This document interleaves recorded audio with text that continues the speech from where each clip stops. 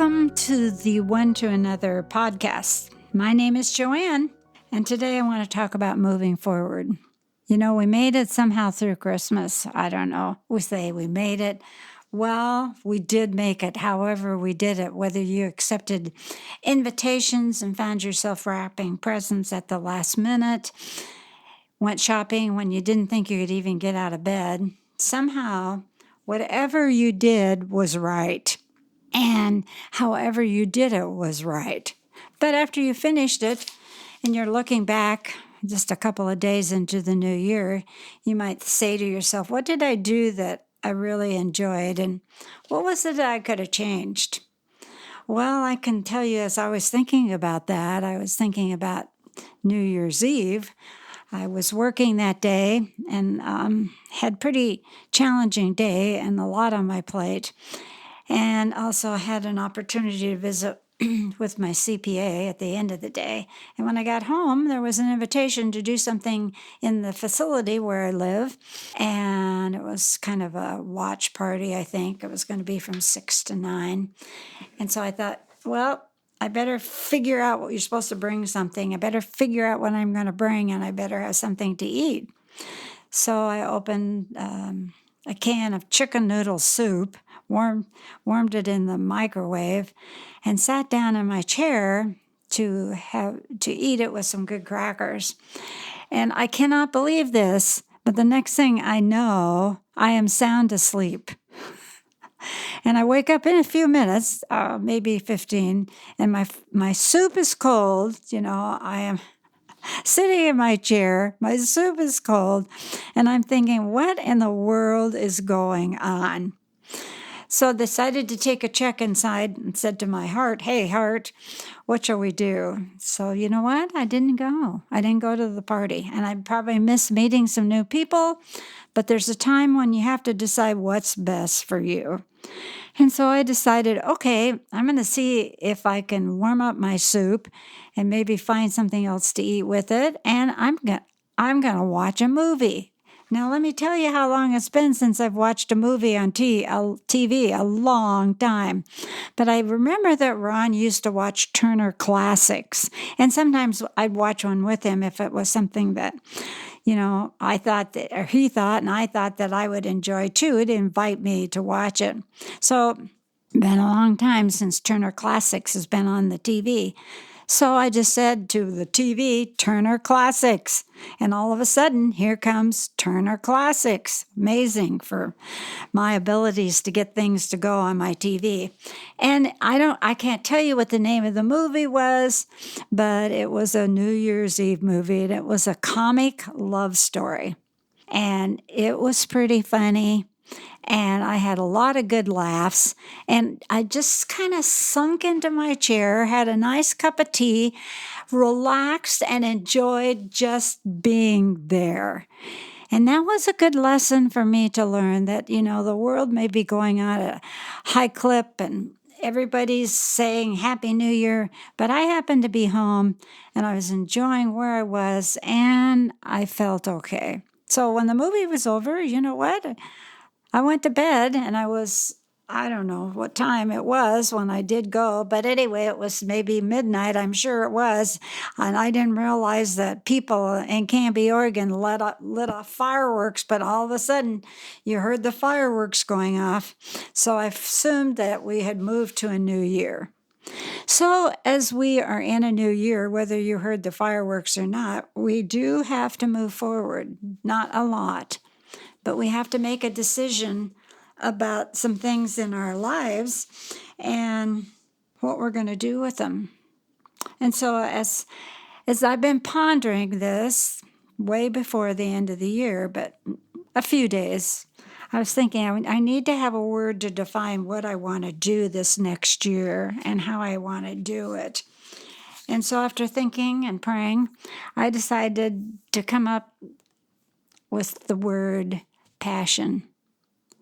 Because when you're in the middle of grief and you're working through the loss of your mate or your loss of a friend or whatever it is you're going through, there's that time in the deep, deep darkness of your soul that you just don't think you can ever possibly have enough love again in any way, shape, or form to have passion for anything.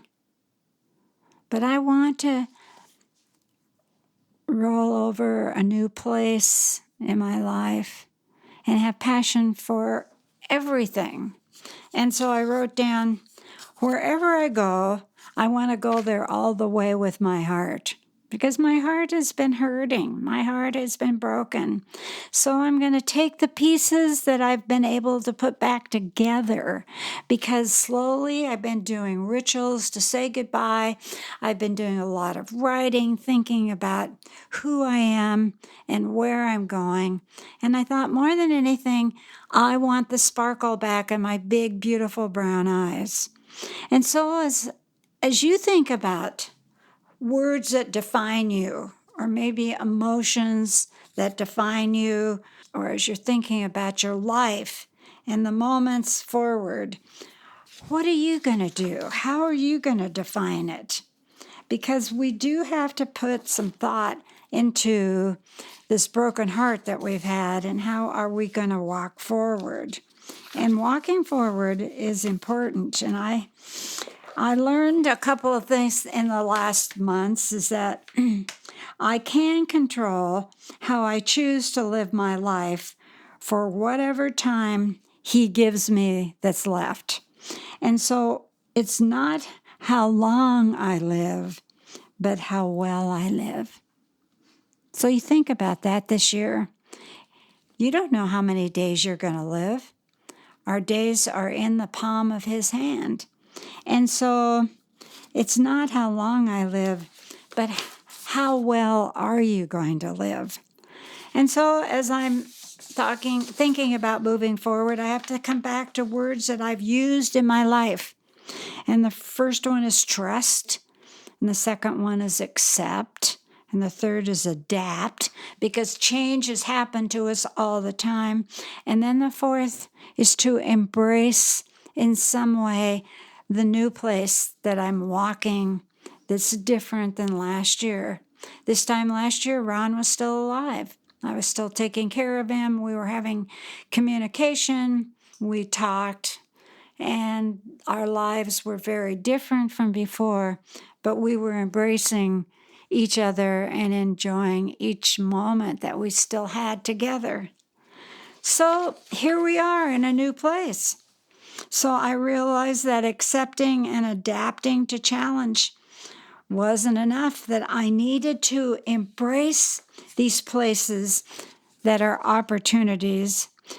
Even though I said no to a party, I'm learning to discover the fact that I can embrace opportunities when I feel like it's time to move on, and to discover something, a new reserve of strength and resiliency to reveal my true character. What is my true character? Part of me is a person that when she has challenges, I have learned to bounce back. And I've been a bouncing ball. In the last year, I've had to bounce back a lot. And so I want to look at opportunities that come forward for me this year as a place where I can see something new and realize that I can overcome any kind of obstacle, and realize that it is an opportunity for me to take a couple of steps forward and not have it be a threat. And so I think that I'm learning that we can turn a loss into an opportunity by thinking differently about it. What can I learn from this?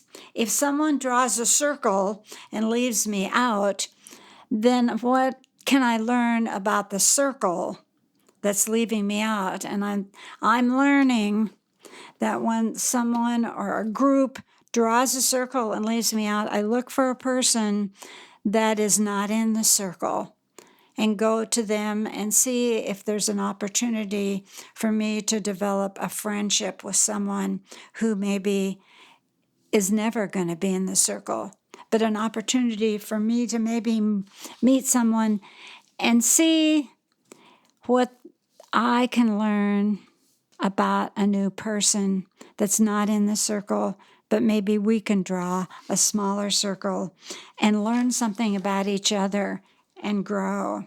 This is an opportunity for us to diminish, I believe, the weight of gloom of a crisis and to strengthen our ability through the sheer force of thought, prayer, and support.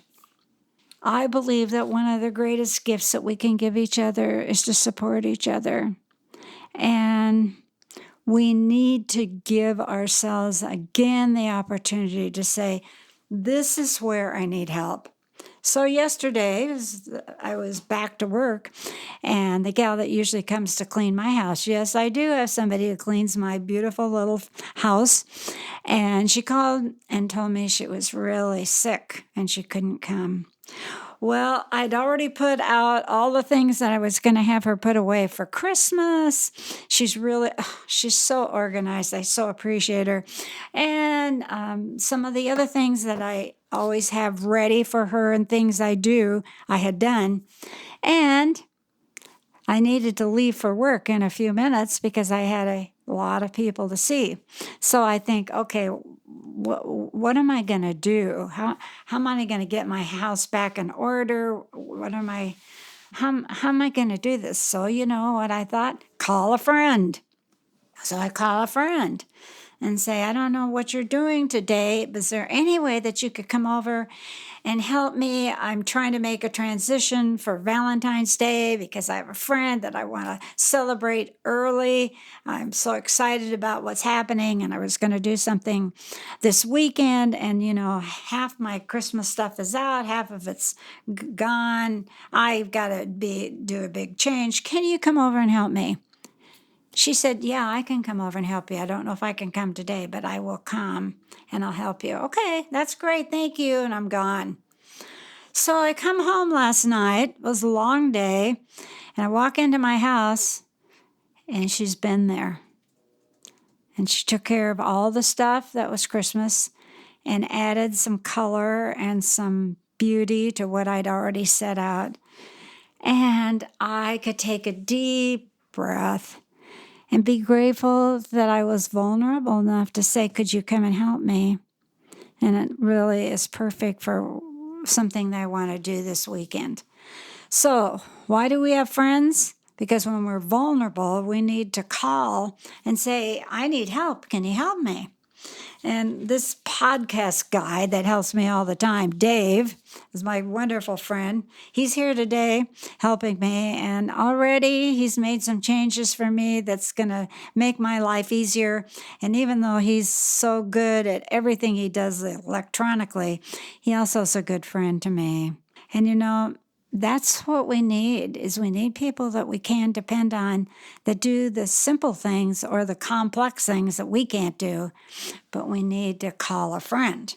So I believe that in our new place in life that we need support from people who have listening ears and care about us. We can survive and thrive as long as we don't become a lone wolf. Because we need each other, and the more we need each other and we can share, the greater our relationships become, and we realize it's okay to be needy.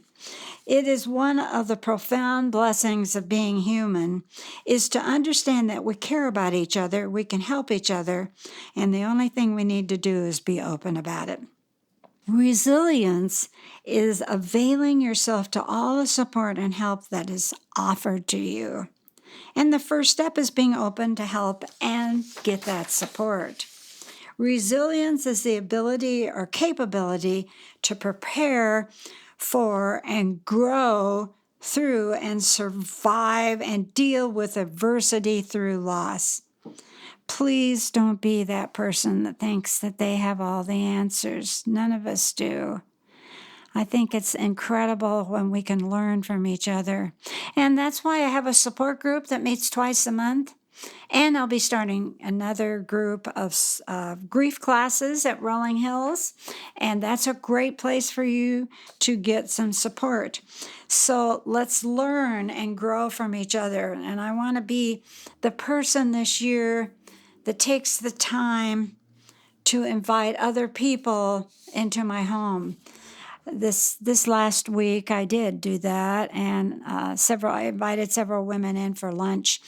And you know what? We all grew because we talked about where we wanted to grow, what was the challenge, and where did we need each other. And it is wonderful when you open up your home and you find that other people want to come and they eat your food whether they like it or not, whether it's something that they can or can't eat, they're nice and eat it. Anyway, there's something all about hospitality that I want to be passionate about this year. I want to take more time to have smaller groups in and have discussions like, what word is going to define you this year? How are you doing it? Where do you need my help? How can I help you? When we face large challenges in our lives, anxiety, depression, self-help, helplessness, and despair, we do not have to surrender to any of these crippling conditions. We can fight them. We can resist them. It won't be easy, and it takes time. We may feel defeated and helpless sometimes, and maybe often, but we have the necessary resilience to fight through pain when we find the tools to endure. It's what we do. And we've had those dark nights of the soul when we wake up and we wonder if our heart is ever going to feel less pain. So don't try to ignore, escape the pain, confront it, even in the middle of the night or when you're driving. Accept that pain can be an ally in the healing process. I've learned so much about being real and honest about the pain that I found that there's healing that happens when I cry out to God and I cry out to others. Somehow we have to convince ourselves that pain is positive and force your thought patterns to adhere to that definition. In other words, it's saying, I take one more step. I can move forward. I'll just take one more step. I will learn through this. I will walk through healing. I can become a person who learns and grows through their pain. And you got to realize that enduring pain is a huge accomplishment. Sometimes we need to get out that blue ribbon and say, I did this today. I'm proud of myself.